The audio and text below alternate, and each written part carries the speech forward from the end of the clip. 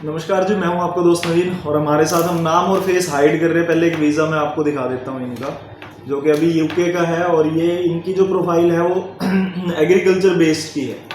तो एग्रीकल्चर और dairy farm दो इनकी चीज़ थी जो इन्होंने दिखाई थी। और आज से ये लगभग पहले 6 महीने पहले आए थे।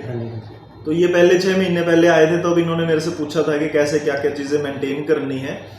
तो उससे पहले एक चीज़ और कहूँगा, इनके पास सिर्फ अपनी 4.5 एकड़ ज़मीन आप बता रहे हैं। 4 एकड़ ज़मीन है। तो वो लोग जिनके पास एग्रीकल्चर लैंड कम है और जो सोचते हैं कि भाई पता नहीं यूके का वीज़ा होगा या नहीं, तो उनके सामने ये बैठे हुए हैं। प्रोफाइल के बारे में सब कुछ पूछेंगे, क्या कुछ हमने बताया था किस हिसाब से सारा कुछ है, ताकि आपको सीखने को कुछ ना कुछ मिल जाएगा। तो सबसे पहले तो सर जे फॉर्म्स वगैरह के बारे में बात करेंगे। जे फॉर्म्स कितने के अपने पास बने थे? सर मेरे पास 5 लाख के जे फॉर्म थे। 1 साल के? हाँ। तो 1 साल के 5 लाख के जे फॉर्म्स थे। साथ में इसीलिए इनका डेयरी का भी हुआ था कि भाई साथ में डेयरी भी यूज़ करनी पड़ेगी, अदरवाइज क्योंकि फिर सिर्फ और सिर्फ 4 एकड़ ज़मीन से वीज़ा नहीं मिलना था। तो डेयरी के अंदर जो हमारा मंथली प्रॉफिट था वो कितना चल रहा था? डेयरी के अंदर सर 40-50 हज़ार, 40-50 के आसपास। 40-50 हज़ार का दूध बिकता था, जिसमें से प्रॉफिट अगर बात करोगे तो 20-25 हज़ार का प्रॉफिट पर मंथ का होता था। तो एक बहुत ही नॉर्मल प्रोफाइल है। अगर मैं दोनों चीज़ों की बात करूंगा तो भाई लगभग आप मानो कि प्रॉफिट इनका बनता था 5 लाख रुपए साल का। हाँ। डेयरी का और एग्रीकल्चर का दोनों का मिला करके जो प्रॉफिट है वो 5 लाख के आसपास था। तो आप खुद सोच सकते हो कि 5 लाख वाला जो है उसका वीज़ा निकल रहा है, तो आप कोशिश कर सकते हो। इनको कभी आपको 100% बोला गया है? नहीं। कुछ लोग ना कमेंट करते हैं कि भाई वीज़ा रिफ्यूज़ करवा दिया आपने। तो भाई मेरे हाथ में वीज़ा है या नहीं, पहले तो वो बता दो। सर तो कोशिश करते हैं जी बहुत अच्छी, और बाकी सभी का अपना ध्यान रखें। सभी का अपना लग है। देखो हम भी वही कहते हैं कि भाई आपकी किस्मत है। मेरे हाथ में, मैं हर वीडियो में यही बोलता हूँ, मेरे हाथ में सिर्फ अपने एक्सपीरियंस के बेसिस पे आपके डॉक्यूमेंट्स कैसे वो ये बताना है। उसके बाद आप ट्राई करोगे नहीं करोगे, आपने लक ट्राई करना है नहीं करना, ये सब आपके ऊपर है। जब भी आप फाइल लेके आते हो तो ये हमेशा दिमाग में रखना कि खिलाड़ी अगर ग्राउंड में उतरेगा या हारेगा या जीतेगा। बिल्कुल। ग्राउंड के बाहर बैठे रहो, मत फाइल लगाओ, कोई जरूरी नहीं है। आपने फाइल नहीं लगानी, आप ग्राउंड के बाहर बैठो आराम से। लेकिन जब फाइल लगेगी या तो वीज़ा आएगा या रिफ्यूज़ होगा। उसमें आप कोच को गालियाँ नहीं दे सकते। भाई मैं एक तरह से आपका कोच हूँ, मैं आपको बता रहा हूँ कि ये चीज़ ऐसे करनी है वो ऐसे करनी है। अब परफॉर्मेंस जो है वो डिपेंड करेगा आपके ऊपर। आपकी किस्मत बहुत रोल प्ले करती है। सेविंग अकाउंट में कितने पैसे थे? सर 8,25,000। 8,25,000। सिंगल है, मैरिड है? मैरिड है। तो पीछे फैमिली टाइज रही हैं और 8.5 लाख 8.25 लाख रुपए सेविंग्स अकाउंट में पड़े थे।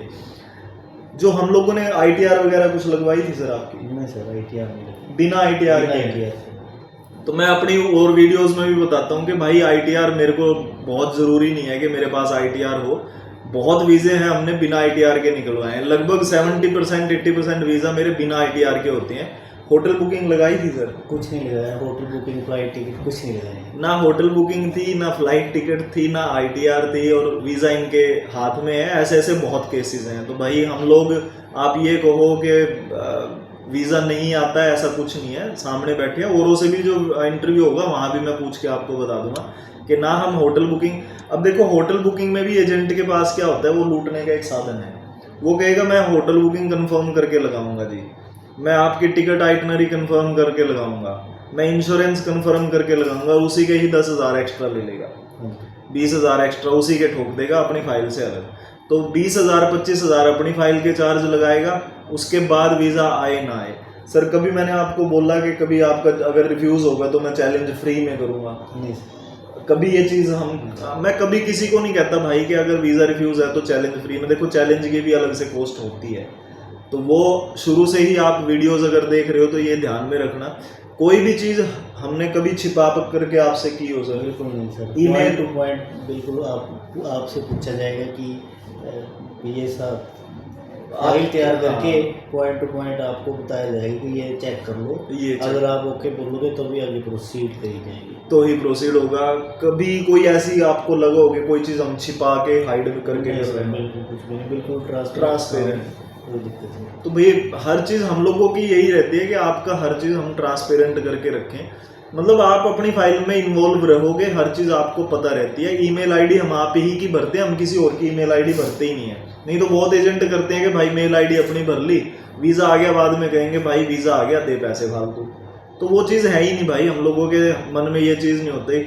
अभी भी इनका वीज़ा आया, इनसे पूछ लीजिए आप कोई एक्स्ट्रा चार्ज लिया है? नहीं, कुछ नहीं। एक मिठाई का डब्बा आया हमारे लिए, हम उसी में खुश हैं भाई, कि हमें चाहिए ही नहीं है फालतू, जो परमात्मा ने दे दिया। देखो आप रिस्क ले रहे हो तो फिर मेरा पैसा कैसा? अगर मैं रिस्क लेता, आफ्टर वीजा में डील करता, तो एक अलग चीज थी कि भाई मैं रिस्क ले रहा हूं तो फिर मैं अपना पैसा का हकदार बनूंगा, वो एक अलग चीज है। लेकिन जब आप एम्बेसी फीस भी भर रहे हो, आप मेरे चार्जेस दे रहे हो, जब मेरे चार्जेस आपने दे दिए, मेरी नॉलेज के पैसे आपने दे दिए, तो बाद में पैसे वाला सीन यहाँ नहीं है किसी भी तरह का। क्या कहना चाहोगे सर, जो दूर दूर से हैं या कुछ? मैं यही कहना चाहूँगा कि ऐड वीज़ा से अपना कोई भी फाइलिंग अगर आपने करवानी है तो ट्रांसपेरेंट काम है, यहाँ आओ बेझिझक होके, कोई दिक्कत नहीं है। पॉइंट टू पॉइंट आपसे पूछा जाएगा, आपकी मेल आईडी होगी, सारा काम बिल्कुल ट्रांसपेरेंट है। और चार्जेस भी बहुत, चार्जेस भी 12,000 रुपये ले रहे हैं जी, फ्री में है जी। 12,000 कोई बड़ा अमाउंट नहीं है भाई, हम लोग 12,000 लेकर के आपको एक पूरी तरह से गाइडेंस देके और हर चीज़ करके चल रहे हैं। तो हमारी तरफ से यही है दोस्तों, सभी को वही कहूँगा कि ना तो मैं 100% कभी किसी को कहता हूँ, ना मैं कभी ये कहता हूँ कि मैं फ्री में चैलेंज डालूंगा, ना ही ये कहता हूँ कि आप चैलेंज डलवा रहे हो तो 100% वीज़ा आएगा। ऐसा कुछ नहीं है। मैं वही चीज़ कह रहा हूँ, रिस्क आपका है, लक आप अपना ट्राई कर रहे हो।